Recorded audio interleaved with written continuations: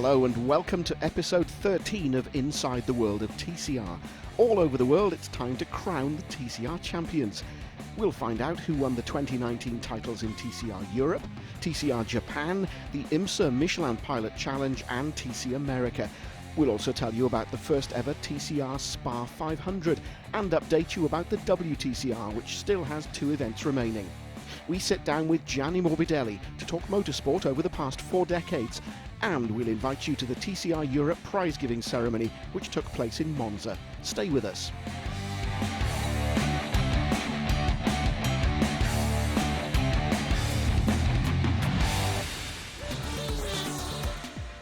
At the end of October, the FIA WTCR was at Suzuka for the 8th event of the season.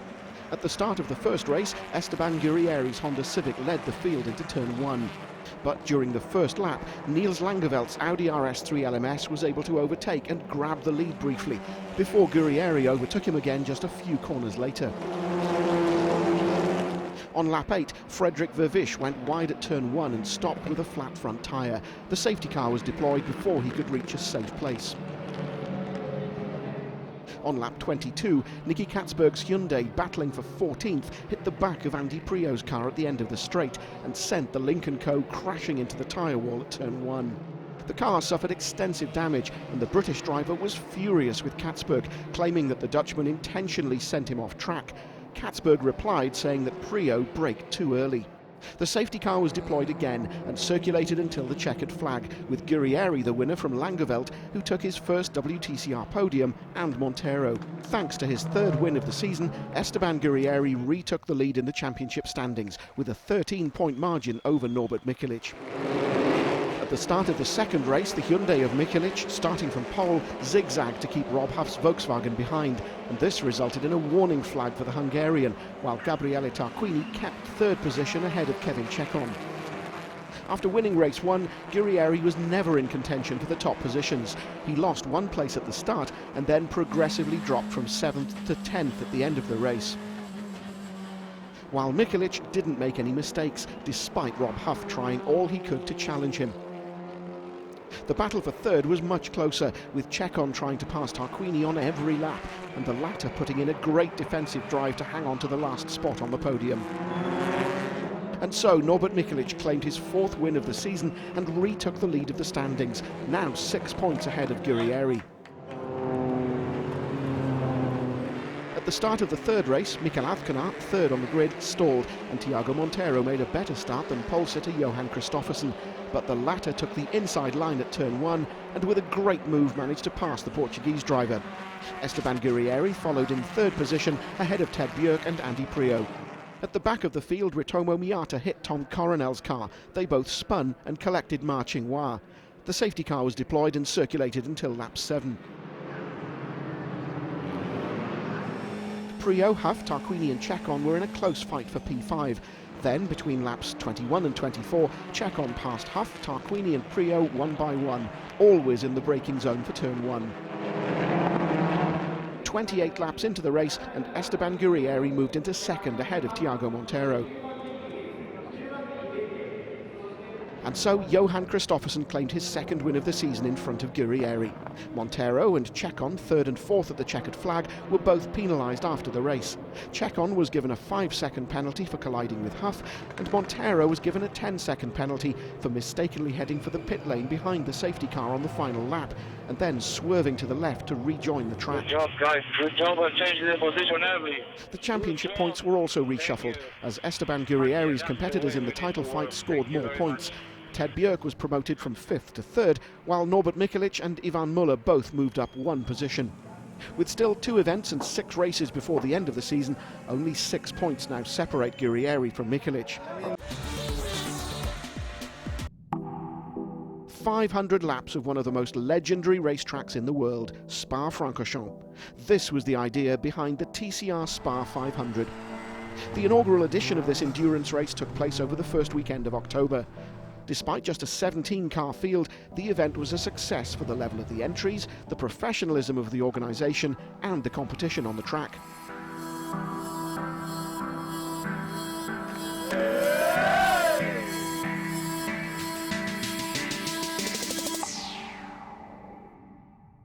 During the first hour, the competition was close, with 5 cars running nose to tail while fighting for the first few places.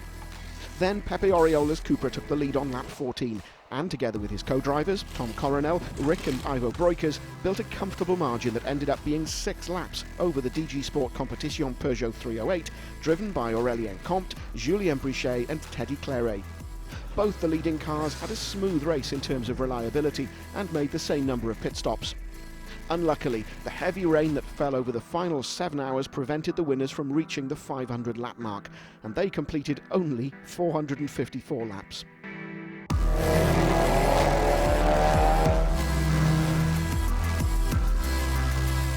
The podium was completed by the number 131 Top Car Sport Cupra of Apothelos, Avcona, Dans, Buri and Laksonen that finished ahead of the brilliant number 65 Viper Nisa Racing Cupra, shared by the Malaysian quartet of Douglas Koo, Ang, Haruman and Mo.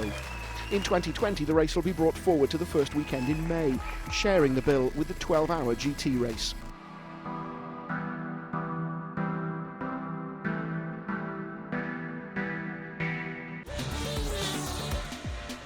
The final act in the duel for the European crown between Josh Files and Julien Brichet took place in Monza. Despite a strong advantage in the standings, Files didn't have an easy start to the weekend, qualifying only 9th, with his rival Brichet claiming pole. The start of race 1 went smoothly, with Brichet taking the lead into the first chicane in front of Aurélien Comte and Santiago Urrutia, as per grid order, while in the middle of the pack, Files managed to stay out of trouble. Whenever 3 cars arrive side by side at the Parabolica, it can be entertaining for the spectators, but not so good for the drivers.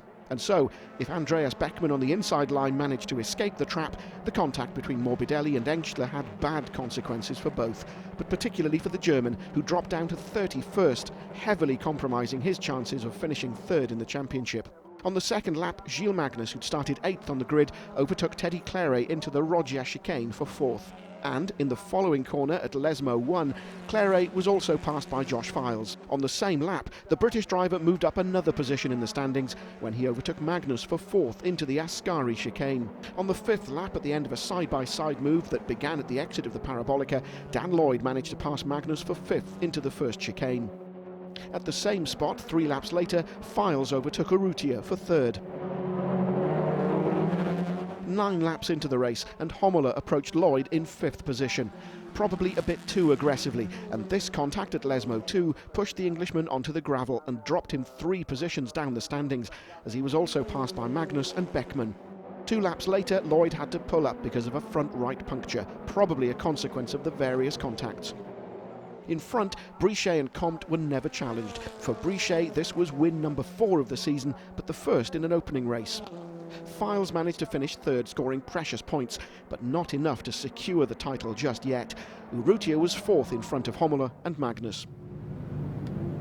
And so everything would be decided in the last race of the season, but with a reverse grid allowing him to start 2nd and a 35-point advantage, Files was clearly just one small step away from the title. Even for race 2, the start went without too many troubles. Maxime Potti started well from pole and took the lead into the Prima Variante in front of Files and Magnus, while Lloyd managed to pass Morbidelli for 4th. In the middle of the pack, while some cut the chicane, Brichet, who'd started 9th, managed to avoid any contact. After a disappointing qualifying, Files had shown impressive pace in race 1, and in race 2 things went well from the very start. This was when he took the lead of the race into the Rogier chicane on the first lap. But Brichet, the only man still able to challenge him for the title, didn't give up. This was still on the first lap when he overtook both Urrutia and Teddy Clairet into Lesmo 1 for 7th. A few moments later, Andreas Beckmann and Martin Rieber made contact and went onto the gravel. They were both able to rejoin, but they dropped several positions in the standings. Moroccan driver Sami Taufik, debuting in TCR Europe and who finished 14th in race 1, was sent into the barriers of the Variante Ascari after contact with Ponciatici, although at least he would be able to continue. Even though he'd won 2 races during the season, Lloyd hadn't challenged for the title because of too many DNFs.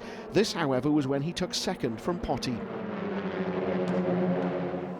Even if Files was leading the race, Brichet knew that he had to score as many points as possible in order to be able to take advantage of any unexpected issues for the Briton. This was when he moved up to 5th, overtaking the local hero Gianni Morbidelli into the braking zone of the Variante Ascari. Belgium's Gilles Magnus, who'd led the championship after the opening event at the Hungaroring, had a difficult mid-season. Towards the end, he was again amongst the top positions, as here when he overtook Potti for 3rd into the braking zone for the Parabolica. The charge from Julien Brichet continued lap by lap. At the beginning of lap 3 into the braking zone of the Prima Variante, he managed to pass Potti for 4th, thanks to the good top speed of his Peugeot. 1 lap later at the same spot, Brichet overtook Magnus for 3rd, and the message to Files was clear: there was no room to relax. On lap 5, Magnus was handed a drive-through penalty for a jump start. As you can see from the replay, the mistake by the Belgian driver was quite clear. On the same lap, Nelson Ponciatici went off at the Variante Ascari because of a mechanical issue. He would then pit and retire, but he'd finish 5th in the drivers' standings, a decent result for a driver in his first season in touring cars. Even Dan Lloyd, who'd shown good pace throughout the race, could only resist Julien Brichet for so long. And after 8 laps, the Frenchman passed him and so took 2nd. On the last lap, Aurélien Comte, battling for 3rd with Lloyd, went straight on at the first chicane. He then passed Lloyd at the Roger, but he'd be given a 10-second penalty for gaining an unfair advantage, and so would drop to 7th, while Lloyd would be promoted to 3rd. Brichet did his best to put pressure on Files. A simple mistake or just a puncture would have been enough to overturn the battle for the title. But Files was calm enough to control the situation and take the win, his 3rd of the season, and so secured the title. Teddy Claret finished 4th, his best result of the season, in front of Morbidelli and Urrutia. After winning the TCR Germany title in both 2016 and 2017, for the 28-year-old driver from Norwich in England, this was the biggest success of his career so far, and the celebration in the Mini Parc Fermé was well deserved. In the final driver standings, Brichet finished 2nd, while Urrutia, after a consistent weekend in Monza, managed to secure 3rd place.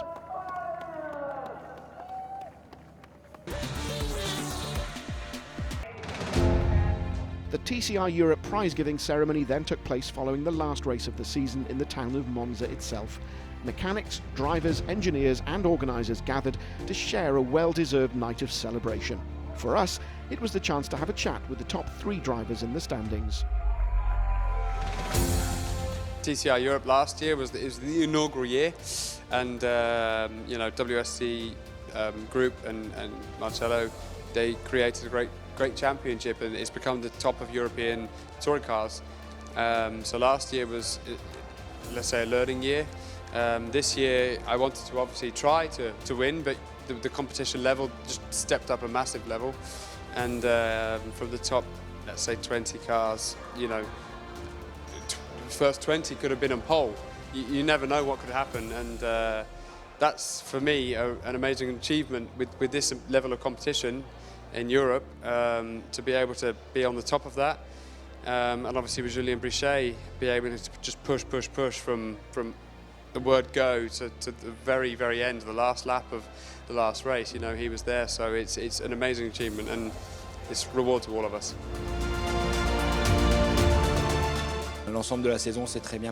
Globally, the season went very well. We have the highest number of wins in the season, and this is very important for us. Then we also have a bad souvenir, Red Bull Ring. We broke an engine in race 1, unfortunately. It was my fault because the engine was overheating and I didn't stop. As a consequence, in race 2 we start, and we almost didn't score any points on the whole weekend. Next year we are again going to take part in TCR Europe. It's almost a certain fact. The other certain fact, I believe, is that I will be able to speak a bit of English. Not perfectly. I already progressed a bit at the end of the season, even if for now it's still complicated.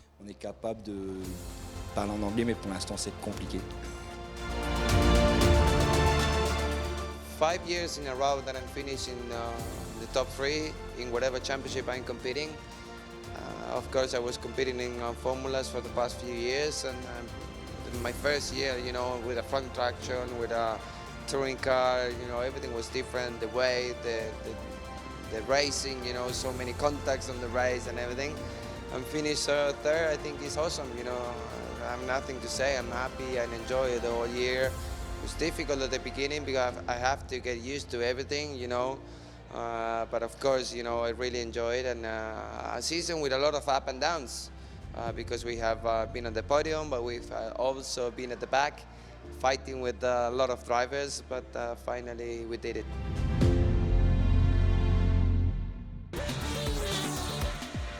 After 70 F1 Grand Prix, Italian driver Gianni Morbidelli started competing in touring cars. He raced in BTCC, ETCC, WTCC, Supercars and TCR. And in 2019 he raced in TCR Europe. We caught up with him at the end of the season. This is like a family for me, it's a second family, because my relationship inside the team with all the guys, with the team manager, with the owner of the team is, you know, absolutely great. And we worked in the past since the 2015 when the series, the TCR started, and we carry on together. So we know each other. And honestly, when we started this season, we expected much more. At least to be in the fight for the top 10 all the time. But in fact, we struggled a lot during the season. We had more problem in the car respect what we had in 2017 when we used already the Volkswagen. In that time we had the Michelin tires and not the Yokohama tires, and I probably say that we didn't find the same feeling, the same handling of the car respect what we had in 2017.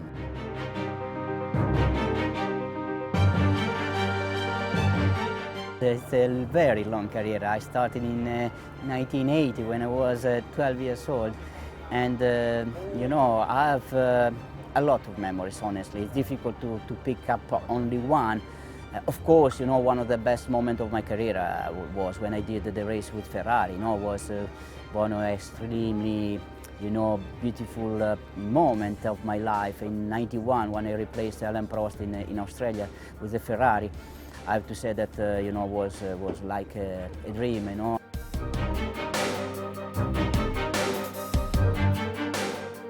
It was more funny, but also more hard to drive the old Formula One cars. You know, it was more physically.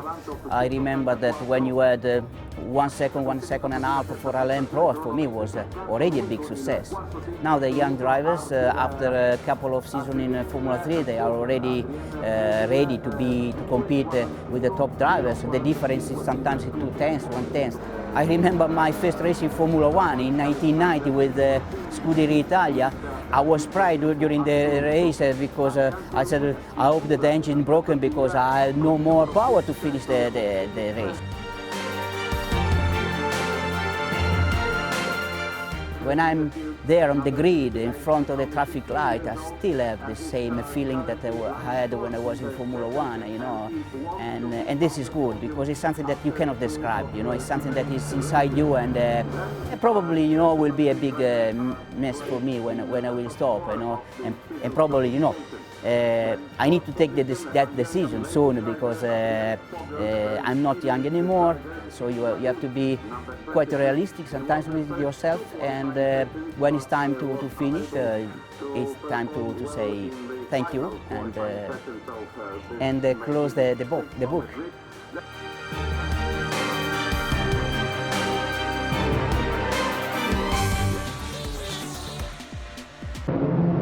The Temple of Speed at Monza hosted the TCR Italy season finale.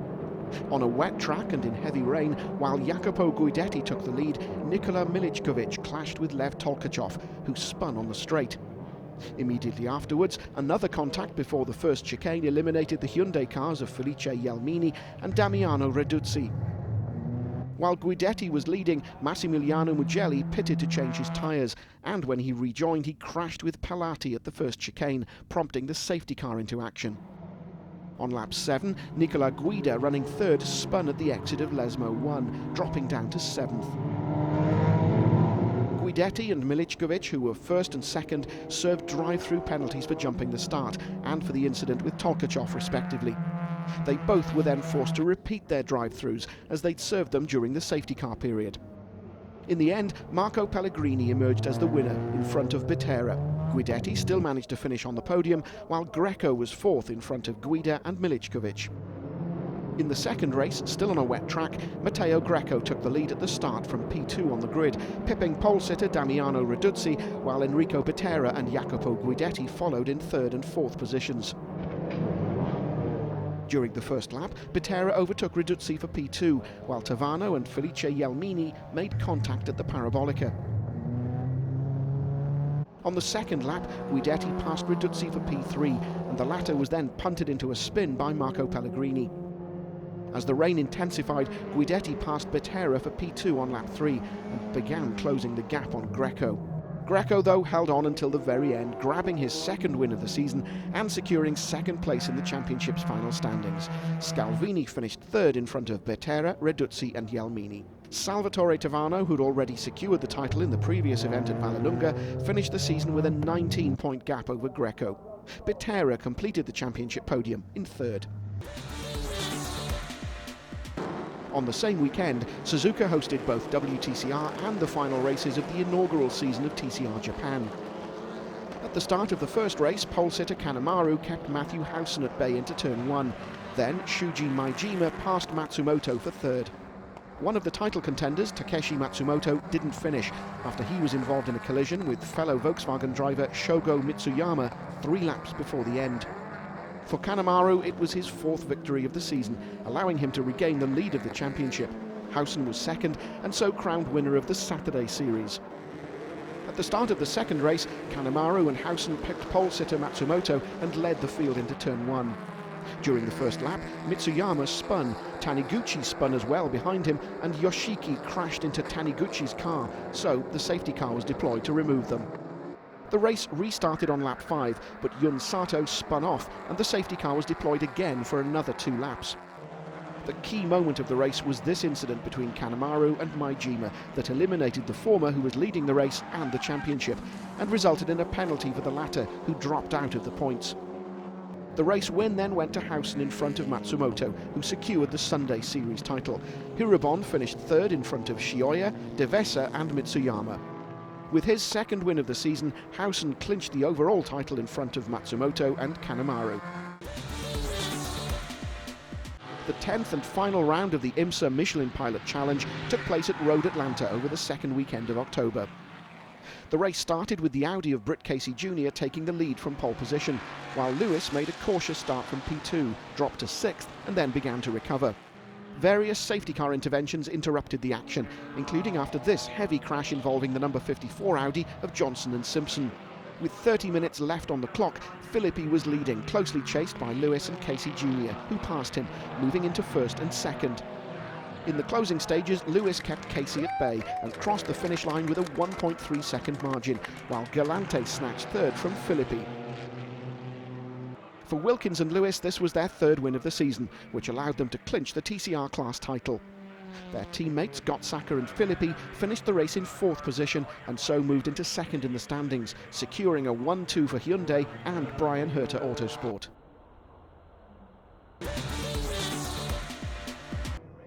Las Vegas hosted the 8th and final event of TC America.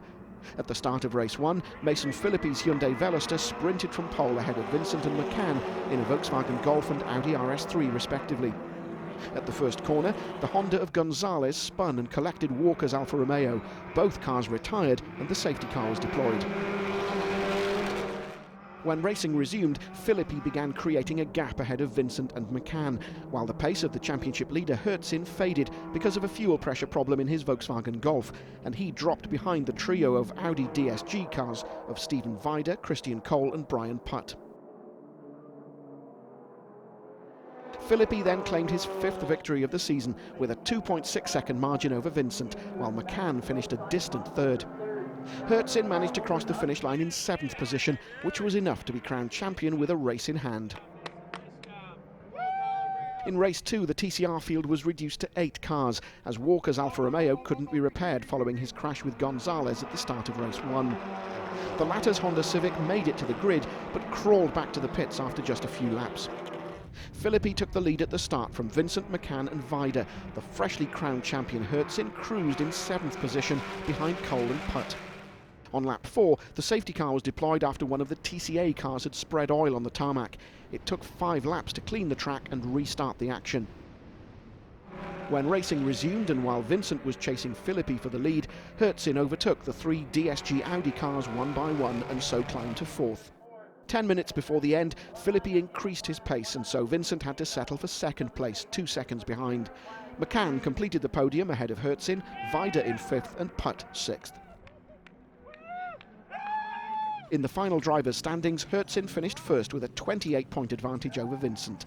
Filippi, who'd missed 6 out of the 16 races due to clashing commitments in the IMSA Michelin Pilot Challenge, managed to finish third, scoring 6 wins during the season. That then was Inside the World of TCR episode 13. We'll be back right before Christmas with our final programme of the year, but for now, it's goodbye.